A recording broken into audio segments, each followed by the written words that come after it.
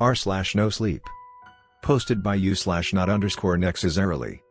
Check out author's subreddit. r/not necessarily. I shouldn't have played the elevator game. Now I'm trapped here. We were all chilling over at my house when my friend Cory suddenly came up with the stupid idea. Have you guys heard of the elevator game? It's some other stupid ritual of yours, isn't it? Ethan chimed in. Trust me guys, it'll be fun, Cory insisted. After some further discussion, Cory managed to convince both of us. We decided to do the game as a group. Yeah, I realized that we broke one of the most important rules. At the time, it didn't seem like a big deal.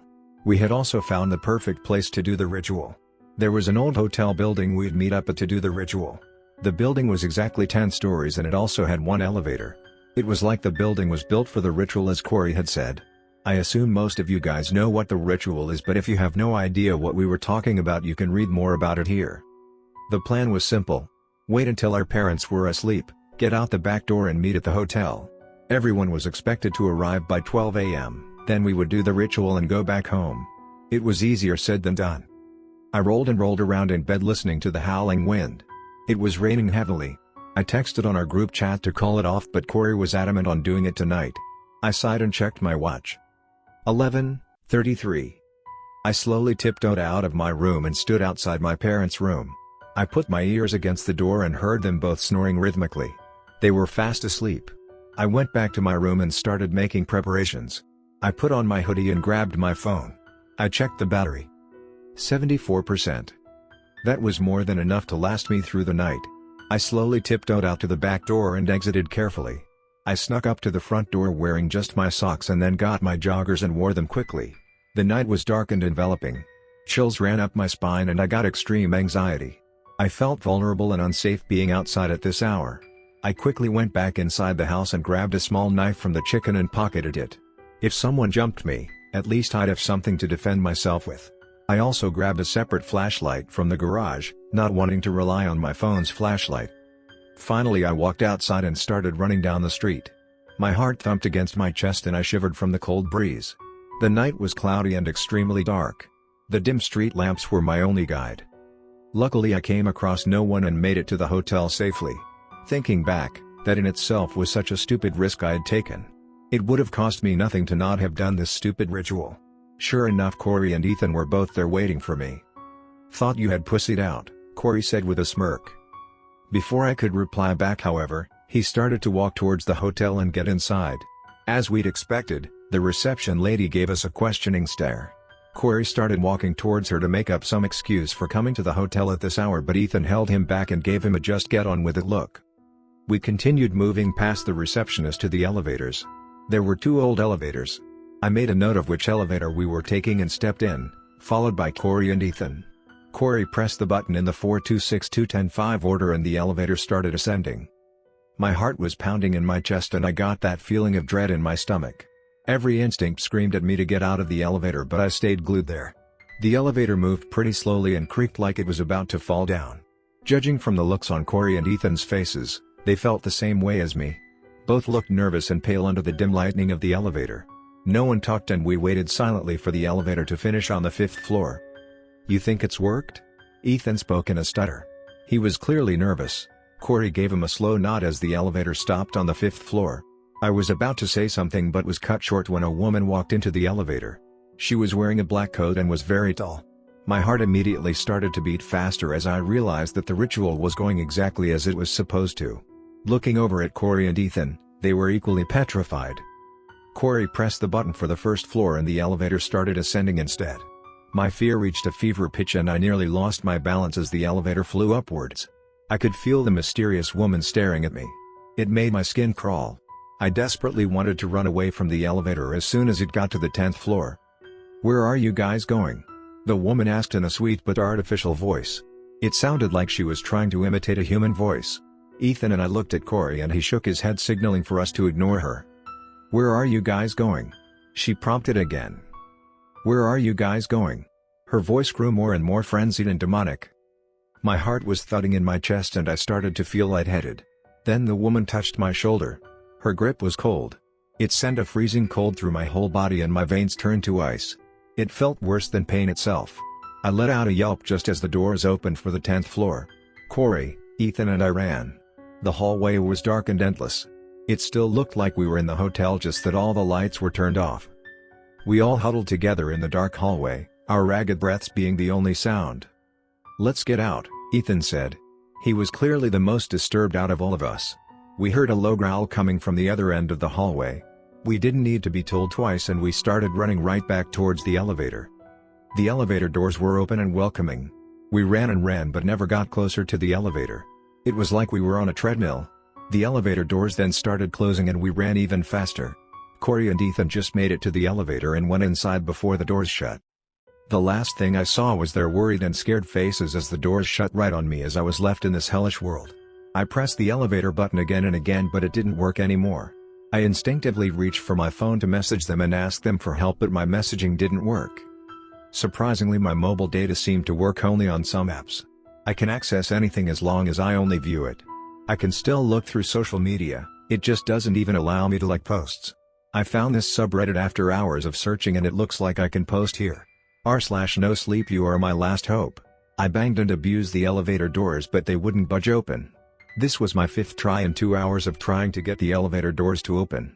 I wiped the sweat from my brows and checked my watch for the time back in my world. Mom and Dad must be so worried, I thought as I readied myself for another shoulder rush into the elevator doors. I braced myself for the pain as I ran top speed towards the elevator. Thud.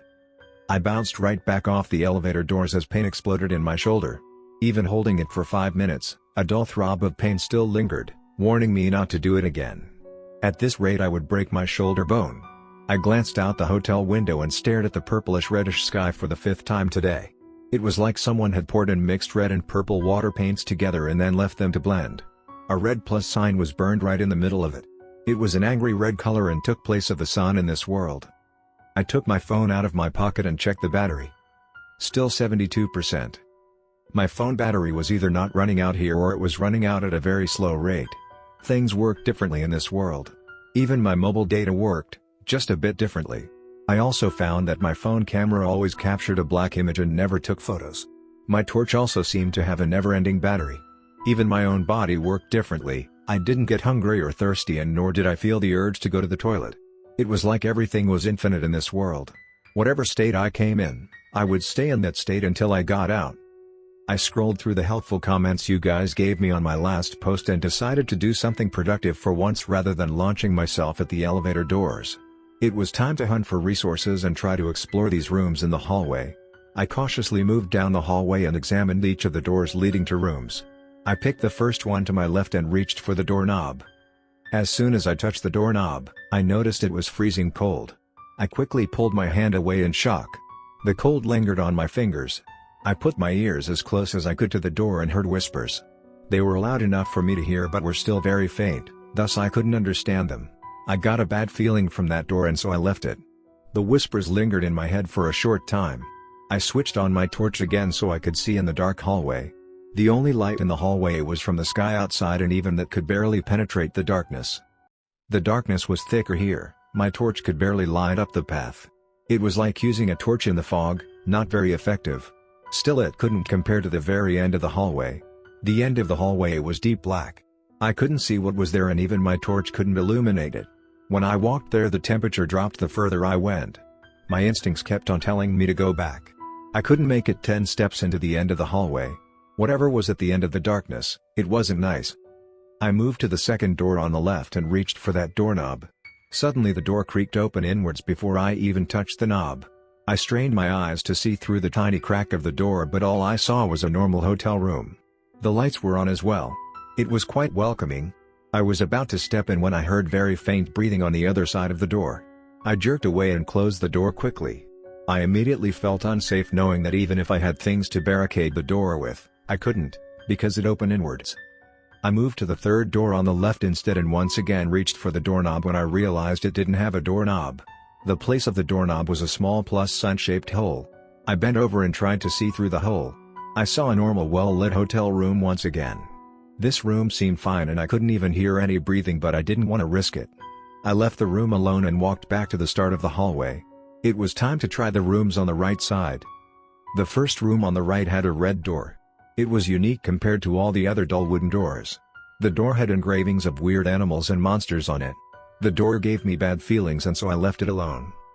I moved to the second door on the right and reached for the doorknob. I twisted it and opened the door slowly. The hotel room was dark and the curtains were drawn. I took a risk and stepped into the room. I waited for something to jump onto me and finish me, but nothing happened. I ran to the curtains and ripped them open to let some light into the room. As soon as I pulled away the curtains, the room lit up more than expected. It was like I turned on every light in the room. The darkness retreated to the corners of the room. I looked around. There was a king-sized bed in the middle of the room with a bedside table on either side. I quickly searched the drawers and found the following items. A+ sign-shaped key. A knife with a tinted red blade and A+ sign on the handle. A small journal with nonsense letters scribbled on every page. Some pages did have diagrams. I'll study them later. A purplish-reddish ball about the size of my fist.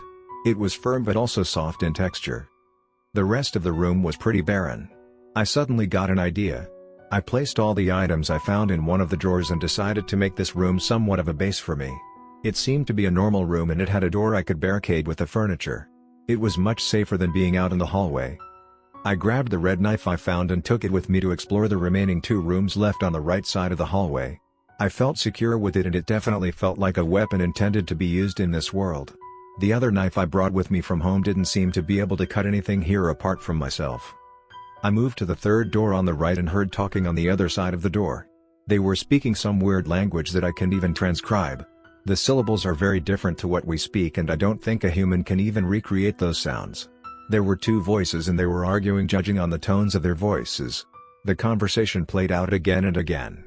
I backed away from the door and continued down the hallway. The 4th door on the right was locked. There was no keyhole I could find anywhere and the door wouldn't budge when I tried to push it. I felt exhausted after I returned back to my room. Yes, it's mine now. I lay down on the soft bed and started typing this post. I don't know what to do anymore, guys. What should I do? Please help me out.